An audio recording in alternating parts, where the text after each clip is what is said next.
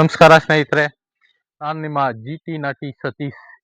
GNC ನಾಟಿ brand YouTube channel ನೋಡ್ತಕ್ಕಂಥ ಎಲ್ಲ ರೈತ ಬಾಂಧವ ಸ್ನೇಹಿತರಿಗೂ ನಮಸ್ಕಾರಗಳು. ನಾನು ಈ ದಿನ ಒಂದು ಅಡಿಕೆ ತೋಟದಲ್ಲಿ ಇದ್ದೀನಿ. ಅಡಿಕೆಯ ತೋಟ, ಕೋಳಿಗಳ ನೋಟ ಎಂಬತಕ್ಕಂಥ ಕಾನ್ಸೆಪ್ಟ್ ಅಲ್ಲಿ ಹಲವಾರು ವಿಡಿಯೋಗಳನ್ನು ಹಾಕಿದ್ದೆ.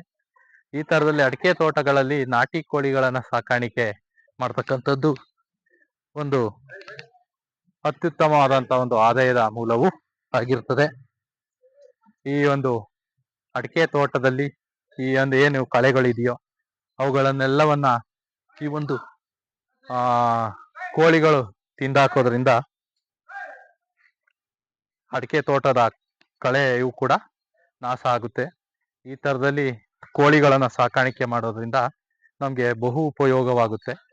ಈ ತರದಲ್ಲಿ ಹಲವಾರು ಬೆಳೆಗಳನ್ನ ಹಾಕೊಂಡು ಅದರಲ್ಲಿ ಈ ನ್ಯಾಚುರಲ್ ನಾಟಿ ಕೋಳಿ ಸಾಕಾಣಿಕೆ ಇದೆಯಲ್ಲ, ಅದು ಇನ್ನೂ ಅತ್ಯುತ್ತಮವಾದಂಥ ಲಾಭವನ್ನು ತಂದು ಕೊಡ್ತಕ್ಕಂಥದ್ದು.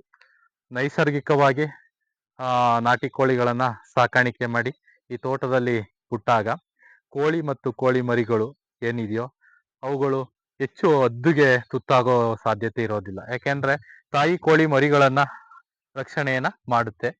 ಹೆಚ್ಚು ಮರಿಗಳ ಉಳಿತಾಯವು ಕೂಡ ಆಗುತ್ತೆ.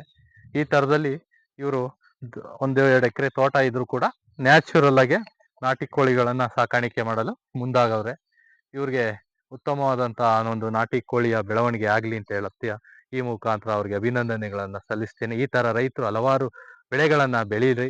ಈ ತರದಲ್ಲಿ ನಾಟಿ ಕೋಳಿಗಳನ್ನ ಸಾಕಾಣಿಕೆ ಮಾಡಲು ಮತ್ತಷ್ಟು ಹೆಚ್ಚಾಗಿ ನಮ್ಮ GNC ಬ್ರ್ಯಾಂಡ್ ಅನ್ನ ಬೆಳೆಸೋಣ ಬನ್ನಿ ಅಂತ ಹೇಳ್ತಾ ತಮ್ಮೆಲ್ಲರಿಗೂ ಧನ್ಯವಾದಗಳು.